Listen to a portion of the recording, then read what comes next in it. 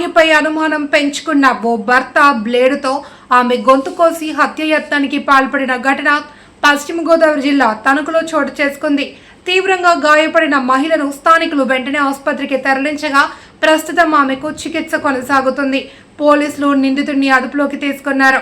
పోలీసులు తెలిపిన వివరాల ప్రకారం తణుకు పట్టణంలోని సజ్జపురం ప్రాంతానికి చెందిన కరగాని గోవింద్కు దిల్లేశ్వరితో 13 సంవత్సరాల క్రితం వివాహం జరిగింది.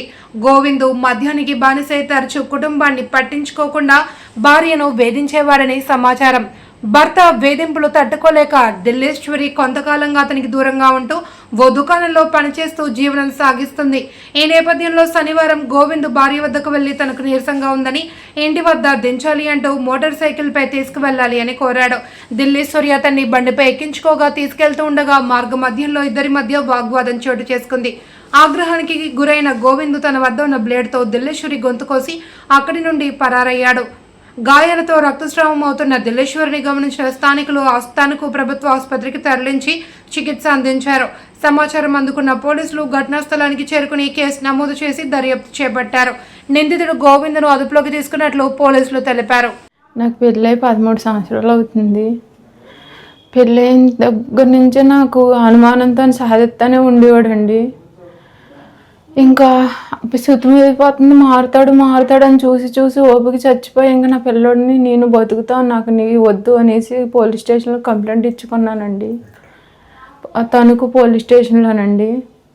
ఇచ్చుకుంటే సారాలోని సామాను తీసుకొని నీ పిల్లోడితో నువ్వు బతుకమ్మని చెప్పి తనకు వార్నింగ్ ఇచ్చి తన జోలికి వెళ్ళొద్దని చెప్పి వార్నింగ్ ఇచ్చి తన్నే వదిలేశారండి. ఇప్పుడు నేను ఒక 5 రోజులు అవుతుందండి బయట ఉంటున్నాను, ఇంకో ఇల్లు తీసుకొని. ఈరోజు మధ్యాహ్నం షాప్ దగ్గరికి వచ్చి కాలు నొప్పి వచ్చేస్తుందమ్మా, నన్ను కొంచెం ఇంటి దగ్గర దింపంటే నేను ఇంటి దగ్గర దింపను, ఆ ఇంటికి నేను రానంటే కనీసం రోడ్డు మీదైనా దింపేయమ్మా అని చెప్పి వెనకాల కూర్చున్నారండి. సగం దూరంలోకి వెళ్ళాక వెనకాల నుంచి పీక్ కోసేసారండి. కోసేసి నా బండి పట్టుకొని వెళ్ళిపోయారండి. అదండి జరిగింది. తణుకు సజ్జాపురంలో ఆర్ట్స్ కాలేజీ బ్యాక్ సైడ్ ఉండేవాళ్ళమండి మేము. ఇంకా ఇదంతా గొడవ జరిగిన తర్వాత ఇటు బయటపరి సైడ్ వచ్చేసామండి. ఇలా బతుకుతున్నాం, ఇక్కడ ప్రశాంతంగా ఏ పని చేసుకొని బతుకుతున్నాం అనేసరికి ఈ మధ్యాహ్నం ఈ పని చేశారండి. వచ్చి వెనకాల కూర్చొని నన్ను కొంచెం కాలు నొప్పి వచ్చేస్తుంది దింపు అని చెప్పి బతిమాలి బ్లేడ్తో అండి, బ్లేడ్తో కోసేసి నా బండి పట్టుకొని వెళ్ళిపోయాడండి. తర్వాత 2 కుర్రోళ్ళు పాపం దారిలో ఆగిన వాళ్ళండి తీసుకెళ్లారండి. గవర్నమెంట్ హాస్పిటల్కి తీసుకెళ్ళి పాపం వాళ్ళు చూపించి నేను ఉంటానని చెప్పారు. వాళ్ళ పాపం అలా నాకు కూడా ఉండి చూపించారండి. పోలీస్ కంప్లైంట్ ఇచ్చాను సార్. సజ్జాపురంలో ఆర్ట్స్ కాలేజ్ బ్యాక్ సైడ్ ఉండేవాళ్ళమండి.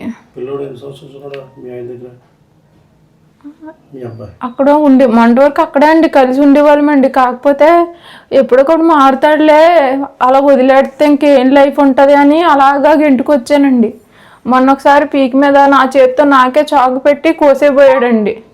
ఇంక బతకడం అనవసరం, వీడితోని నన్ను ఏ రోజైనా చంపేస్తాడనే ఉద్దేశంతో ఇంక నేను పోలీస్ స్టేషన్కి వెళ్ళి నా పిల్లోడిని వేసుకొని నేను బతుకుతానండి, నేను వీడితో బతకలేను, ఇంక మారడని చెప్పి నేను పోలీసుల దగ్గర చెప్పుకొని మా అన్నయ్యని రప్పించుకుంటే, నీ సామాను తీసుకొని నీ బతుకేదో నువ్వు బతుకమ్మా, నీకు ఎక్కడ పని దొరికితే అక్కడ బతుకు అని చెప్పి సారాలు చెప్పి కాగితాలు రాసుకొని సంతకాలు పెట్టించుకున్నారండి.